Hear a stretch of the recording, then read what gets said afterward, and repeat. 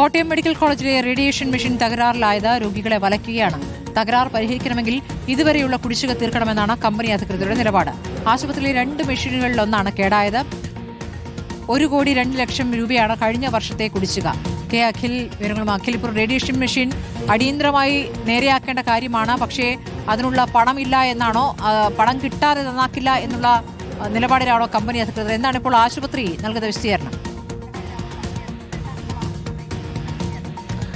സ്മൃതി, ഇതുമായി ബന്ധപ്പെട്ട കഴിഞ്ഞ വ്യാഴാഴ്ചയാണ് ഇത്തരത്തിൽ ഈ മിഷനിൽ ഒരു തകരാറ് സംഭവിക്കുന്നത്. അതിനുശേഷം ആശുപത്രി അധികൃതർ ഇതിൽ ഒരു കരാറുള്ളതാണ്. അതായത് ഓരോ വർഷവും അല്ലെങ്കിൽ മെയിൻ്റനൻസ് കൃത്യമായി നടത്തണം. അതുപോലെ തന്നെ എന്തെങ്കിലും തകരാറ് വന്നാലും ആ കമ്പനി മെയിൻ്റെയിൻ ചെയ്യണം. പക്ഷേ ഈ കുടിശ്ശിക നൽകാത്തത് കൊണ്ട് തന്നെ, ഈ പണം കൃത്യം അടയ്ക്കാത്തത് കൊണ്ട് തന്നെ ഈ മെയിൻ്റനൻസ് നടത്തില്ല എന്നൊരു നിലപാടാണ് കമ്പനി അധികൃതർ സ്വീകരിച്ചിരുന്നത്. കഴിഞ്ഞ വർഷത്തെ മാത്രമായി 1,02,00,000 രൂപ തുക കുടിശ്ശികയായി തന്നെ ബാക്കി നിൽക്കുന്നു. അതുകൊണ്ട് തന്നെയാണ് ഇത്തരത്തിൽ മെയിൻ്റനൻസ് നടത്തില്ല എന്ന നിലപാടിലേക്ക് പോയത്. അതോടുകൂടിയാണ് രോഗികൾ വളഞ്ഞത്. കാരണം മധ്യ കേരളത്തിൽ തന്നെ കോട്ടയം മെഡിക്കൽ കോളേജ് മാത്രമാണ് സൗജന്യമായി റേഡിയേഷൻ നൽകുന്ന ആശുപത്രി എന്ന് പറയുന്നത്.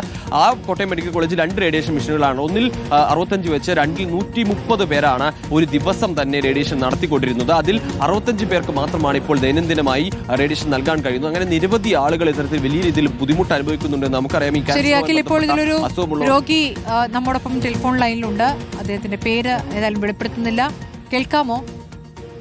ഹലോ, കേൾക്കാമോ? ഇപ്പോൾ എന്താണ് ഇപ്പോൾ റേഡിയേഷനുമായി ബന്ധപ്പെട്ട് അങ്ങടക്കമുള്ള രോഗികൾക്ക് ബന്ധപ്പെടുന്ന ഉണ്ടായ സാഹചര്യം?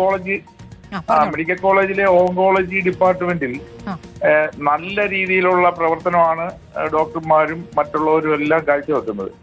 രോഗികൾക്ക് സാന്ത്വനമേകുന്ന ഒരു നിലപാടാണ് ഇപ്പൊ സ്വീകരിച്ചുകൊണ്ടിരിക്കുന്നത്. പക്ഷേ അവിടുത്തെ റേഡിയോളജി വിഭാഗത്തില് അത് അവിടുത്തെ ജീവനക്കാരുടെ കുഴപ്പമാണെന്ന് നമ്മൾ പറയുന്നില്ല.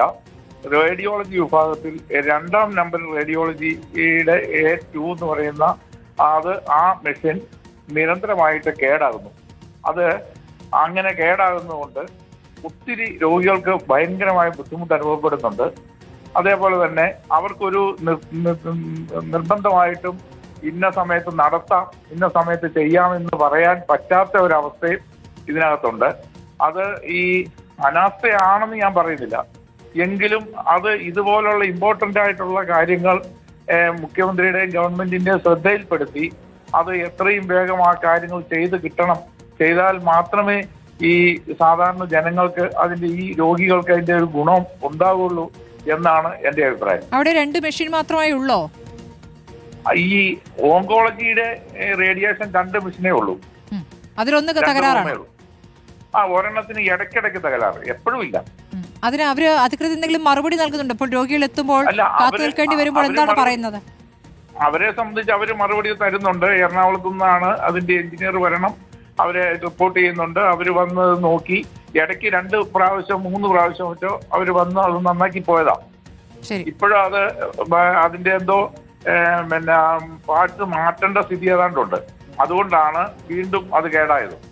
ശരി, വളരെ നന്ദി. ഞങ്ങളിത് സർക്കാരിന്റെ ശ്രദ്ധയിലേക്ക് പെടുത്തുകയാണ്. വളരെ നന്ദി ഈ ഘട്ടത്തിൽ പ്രതികരിച്ചതിന്. ചികിത്സയിൽ ഇരിക്കുന്ന ഒരു രോഗിയുടെ പ്രതികരണമാണ്.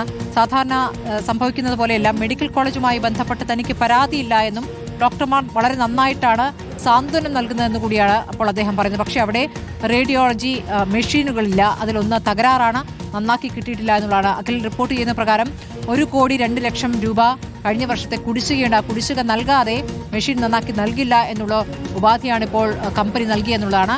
ആരോഗ്യമന്ത്രി കെ മുരളീധരന്റെ മുന്നിലേക്ക് ഈ വാർത്ത ഞങ്ങൾ സമർപ്പിക്കുകയാണ്. ഉടനെ പരിഹാരമുണ്ടാകുമെന്ന് പ്രതീക്ഷിക്കുകയാണ്.